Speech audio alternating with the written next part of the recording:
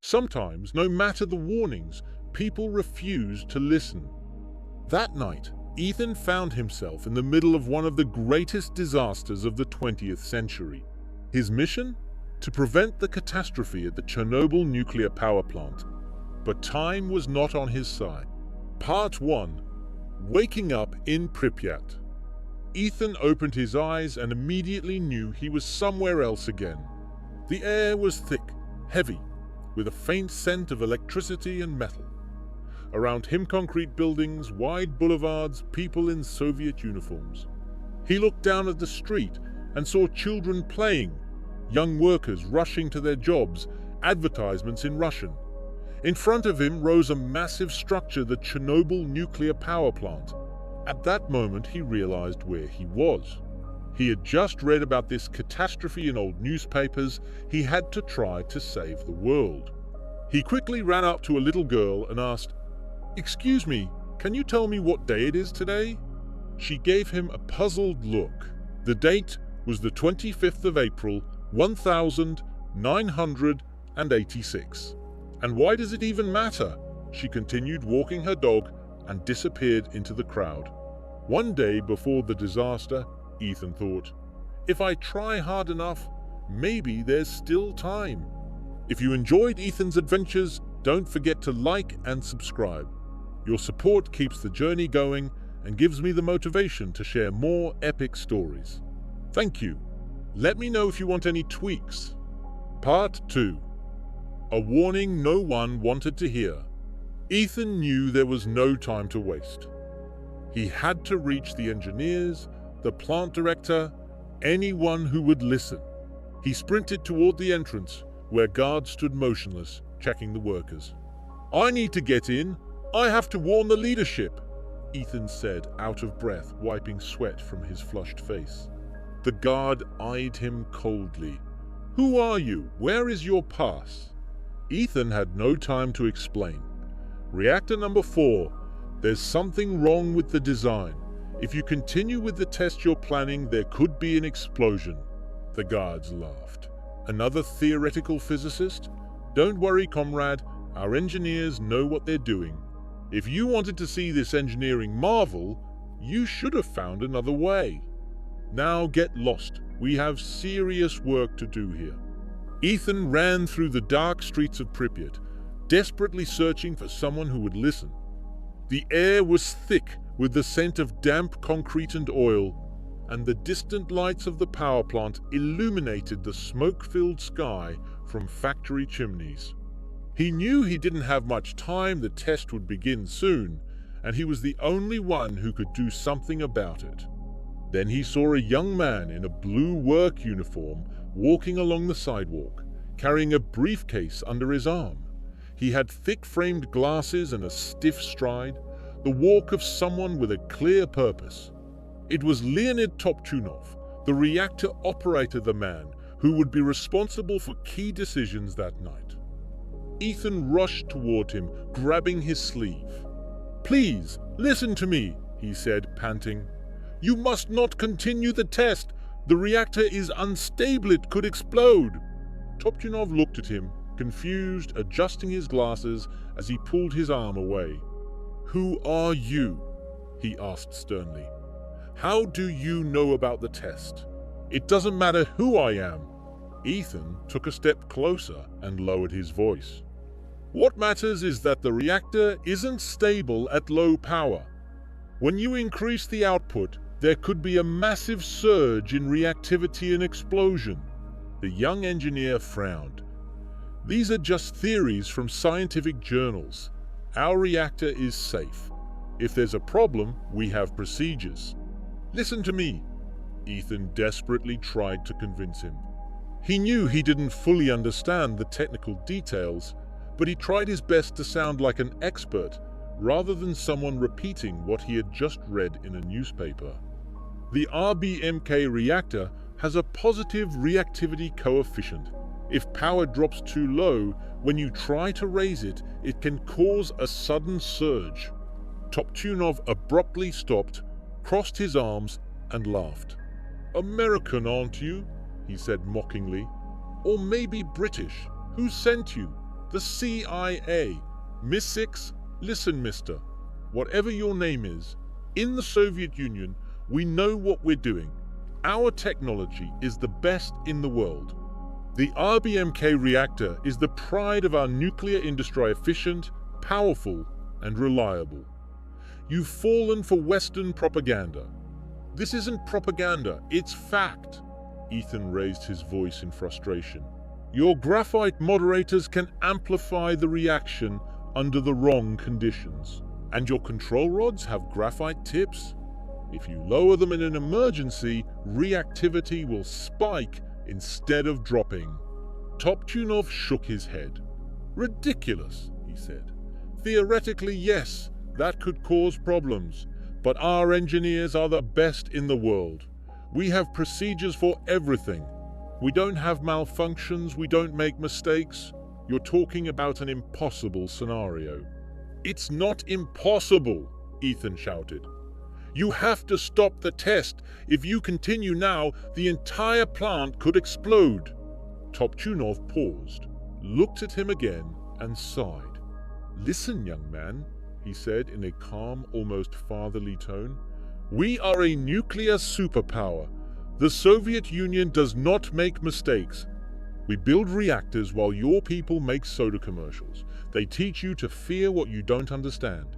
If something is wrong, my superiors will make the right decisions. You can leave now. He turned and continued toward the power plant. Ethan stood there, helpless, watching as the young engineer disappeared into the night. He had to find someone else who would listen.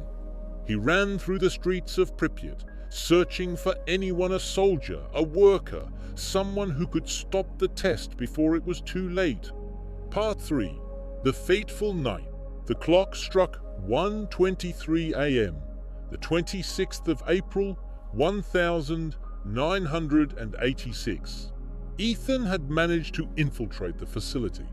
He was on the verge of exhaustion, but adrenaline kept him moving. On the street, he noticed a Soviet military truck slowing down to let children cross. In a split second, he grabbed onto the back, hoisted himself up in 2 quick moves, and dove under the tarp. His heart pounded like a hammer, but no one noticed. The truck slowly approached the Chernobyl Nuclear Power Plant, passing through the gate as the soldiers lazily checked the driver's papers. A few minutes later, he found himself in a hangar behind barbed wire. Holding his breath, he slipped out of the truck and into the shadows. The air smelled of oil and ozone, and the distant hum of turbines echoed through the night. Ethan crept through side passages, avoiding workers and guards. Finally, he found a small, empty storage room dark enough to hide in. He leaned against the door, listening intently. Through the walls, he could hear voices, excited but not panicked. He realized they saw the problem, but they didn't understand the danger. Inside the control room, at the heart of the plant, inside the control room, young Leonid Toptunov and his superior, Anatoly Dyatlov, monitored the instruments. The dials were dangerously low, but Dyatlov had no patience for technical discussions. "Increase the power! We must finish the test!" he barked, slamming his fist on the console. Toptunov hesitated. Sweat gathered on his forehead as he studied the readings. But the reactor has been operating at low power for too long. The graphite moderators are unstable. If we suddenly increase the power, it could. Dyatlov cut him off with a furious glare. "Just follow orders? Or do you think you know more than Soviet science?" Toptunov swallowed hard. He knew that refusing an order could mean the end of his career or worse. At that moment, the control room doors burst open. Ethan stormed in, breathless, his face twisted in panic. "Stop!" he shouted. "If you press the AZ-5 button, the reactor will explode." A dead silence fell over the room. Everyone turned to him. For a moment, time stood still. Dyatlov went pale. His eyes narrowed. "Who are you? How did you get in here?" Ethan stood his ground, gasping for air. "It doesn't matter. Listen to me.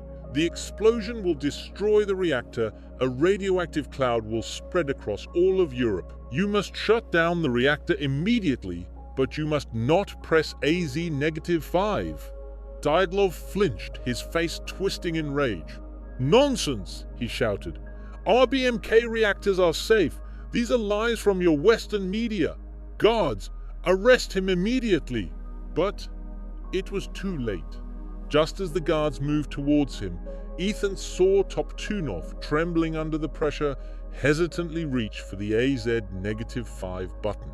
A ghostly silence filled the room. On the screen, the numbers began to change. The control rods started descending. And then, a blinding flash. The ground shook violently, and the control room swayed as if struck by a thunderclap. Deep within the reactor's core, a horrifying metallic sound echoed the sound of graphite shattering, and in the blink of an eye, the sky over Chernobyl tore open. The explosion shook the entire power plant.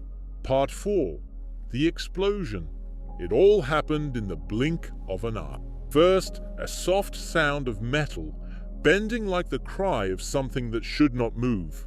Then, a deep rumble from the depths of the reactor, like a distant thunderstorm drawing near. And then the explosion. The entire building shuddered as pressure from the reactor tore through concrete and steel. The roof of the plant was blown apart, sending pieces of glowing graphite flying through the night air as red flames reached high into the sky.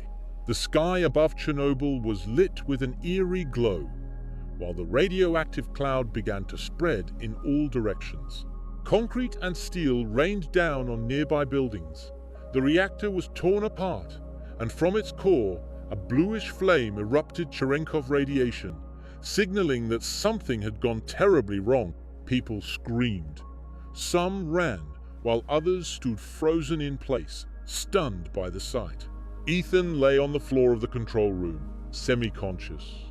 The walls were cracked, and the instruments were smoking. He tasted metal in his mouth, his skin burned. He knew the mission had failed. Part 5. Escape from the nightmare. While the firefighters fought the flames, unaware that deadly toxins were already surrounding them, Ethan leaned against the wall, trying to rise. Every movement was painful, his body growing heavier, as if his bones were burning from within. Through the shattered window, he saw the city of Pripyat, just a few kilometers away, still asleep. Children were in their beds, families oblivious to the horror approaching them.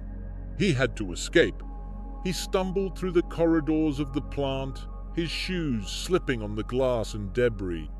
All around him, shouts, alarms, and hurried footsteps of engineers filled the air as they tried to understand what had happened.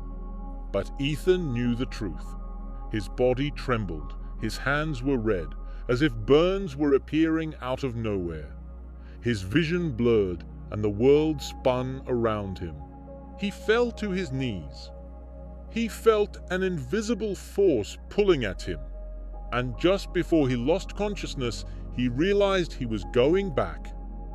Part 6. Back to reality. Ethan's body broke through time and space. When he finally opened his eyes, he was lying in his bed. He breathed heavily, as if plutonium was still burning in his lungs. Sweat drenched his forehead, and his fingers clenched the bedsheet tightly. The morning light streamed through the window ordinary, every day. He looked at his hands. They were not blackened by radiation. He felt no pain. He was alive. But he knew the truth. He had failed. The Chernobyl disaster had happened.